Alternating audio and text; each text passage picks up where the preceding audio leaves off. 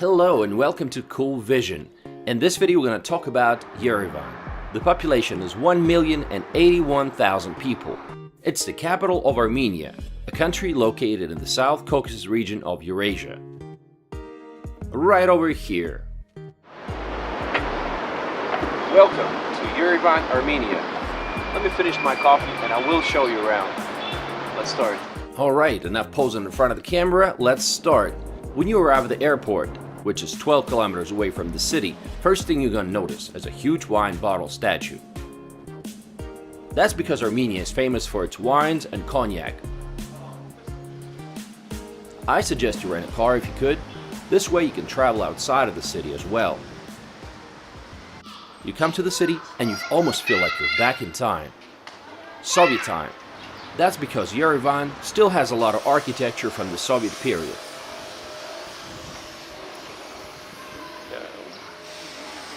The core of the city is the Republic Square, with musical fountains and colonnaded government buildings. This is where they have city celebrations, and in the evening it's a popular place to go see the fountain show. There's a good choice of restaurants with a nice view. And we are on this rooftop. The city is really small and walkable. From the Republic Square you can walk to Northern Avenue, which is a pedestrian street that was opened in 2007. This new area has a lot of restaurants and shops. It's home to some upscale residential buildings and offices, coffee shops and hotels. From here you can walk towards the Yerevan Opera Theater, a magnificent building. There is a beautiful small park with an artificial lake called Swan Lake behind it.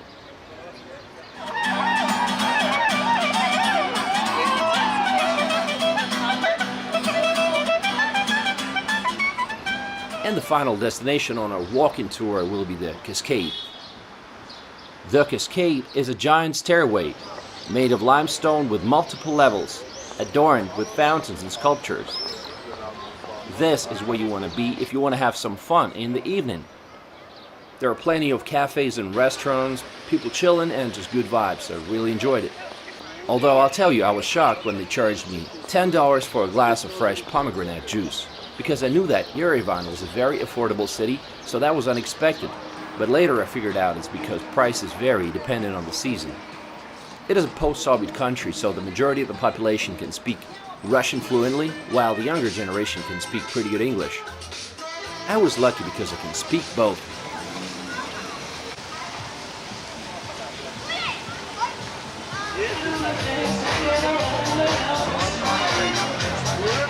So, isn't it time to do some exciting things? That's what I was thinking, and I decided to go ziplining. There's a new zip line in the city. It's 870 meters long, and it goes under that bridge. Can you guys imagine ziplining from here and under the bridge for 1 kilometer at a speed of 140 kilometers an hour?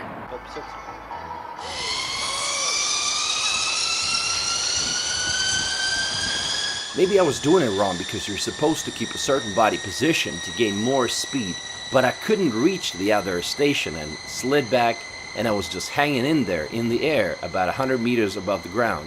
So I had to wait for 5-10 minutes before they were able to get me to the station. That was quite an experience. I had plenty of time to reflect on my life and trivial things that actually don't matter, but great attraction nevertheless. To get a good view of the city and take some pictures, you might want to come to the Victory Park. If you're lucky enough, you'll be able to see Mount Ararat, which was historically part of Armenia. It's the highest mountain in the region. Now it's located in Turkey, but clearly visible from Armenia. Legend goes that when Nicholas II, the last Tsar of Russia, was visiting Yerevan, he had to wait for 2 days to see it. Here you also find Mother Armenia's statue, which was erected in 1967, replacing the statue of Joseph Stalin, a dictator that was rejected even by Soviet leaders that succeeded him. In this park you'll also find some military equipment and a small amusement park for kids.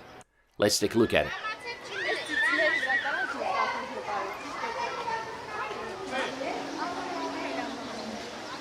Да, там есть памятник солдата.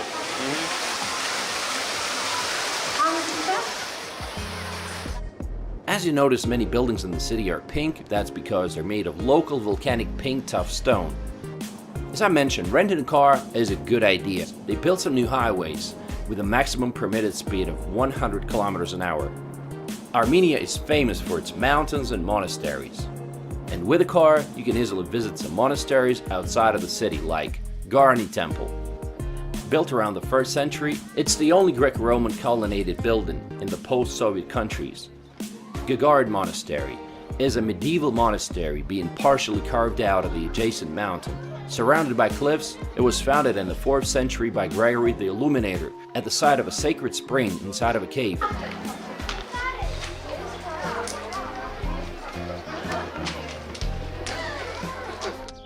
About a 30-minute drive away from the city, you'll find Zvartnots Cathedral. It's a 7th century Armenian cathedral. Now it's in ruins, so it requires some imagination to picture what the cathedral might have looked like.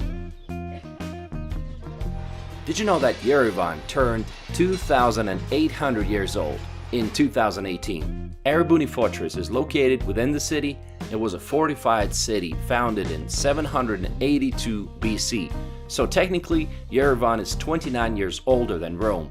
This place is called Yerebuni, and this used to be a fortress a long time ago. It dates back to the year 782 before Christ. The tourism industry is developing really fast. Armenia has a lot to offer. It has wonderful monasteries. It has great landscapes. Actually, in the distance, you see Mount Ararat. You see over there? And of course, if you drive for about an hour away from the city, you can reach Sevan Lake. This is the largest freshwater lake of the Caucasus. Set about 2 kilometers above sea level and covering 1,240 square kilometers, it's one of the largest freshwater high-altitude lakes in the world. Of course, during the summer there are plenty of water activities like jet skiing and boating and whatnot. You can visit Armenian Genocide Memorial Complex, sits in Akabad, dedicated to the victims of the Armenian Genocide.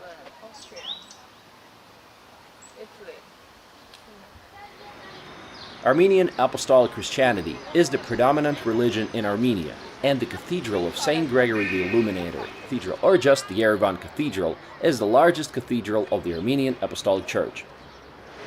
But you'll be surprised to stumble upon the Blue Mosque in the central part of the city. It's an 18th century Shia mosque, one of the oldest and the most significant buildings from the city's Iranian period. During the Soviet times, it served as a history museum, but following Armenia's independence, the mosque was renovated with the support from the Iranian government and again started operating as a mosque, serving the Iranians residing in Yerevan. When it comes to public transportation, they have a subway, which is just a straight line with 10 stations. It was opened in 1981. The city has a well-developed network of buses, similar to other post-Soviet countries. When it comes to economy, agriculture still remains important, accounting for about 2/5 of the gross domestic product. Sadly, salaries are still low, about $330 a month. A lot of people still live in shabby apartment blocks that look like the buildings you see on the screen, although new apartment blocks are being built. I've noticed how things are slowly starting to change for the better. The IT industry is developing fast, however, many people would still prefer to go live abroad given the chance. I was staying at a hostel and there were 2 local ladies working there, and I asked them if that was true that a lot of people want to move abroad. And one of them said that she recently won a green card and it was just a matter of months before she would go to the US. I said, "Where in the US?" She said, "Glendale, California." If you didn't know this, Glendale, California has a huge Armenian population. Another interesting fact is that there are more Armenians living abroad than in Armenia itself.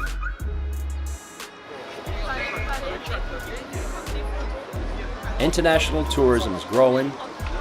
Most tourists come from Russia, Iran, and the US. And now there's quite a number of Chinese tourists as well.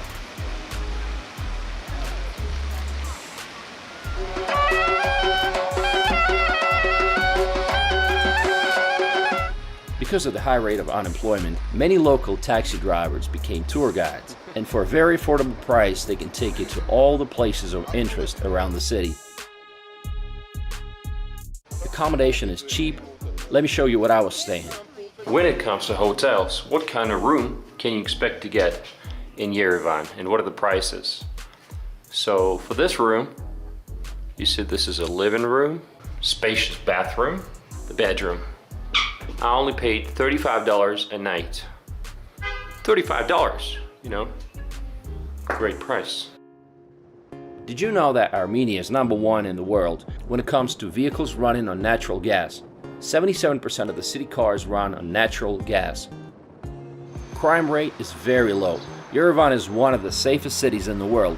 However, you should be careful when crossing the streets, even on green light. Some drivers, especially young boys with hot heads, want to show off their cars and they're speeding, breaking the traffic rules, so just be careful.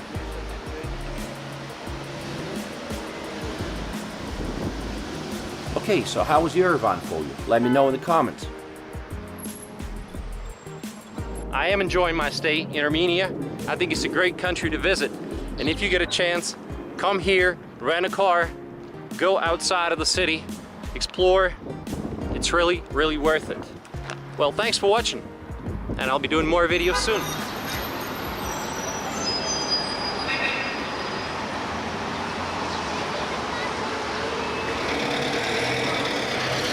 Классное авто!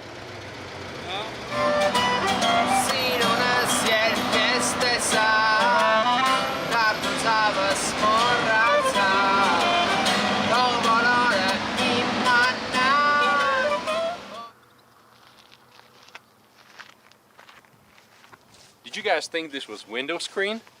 It's not, it's Armenian countryside.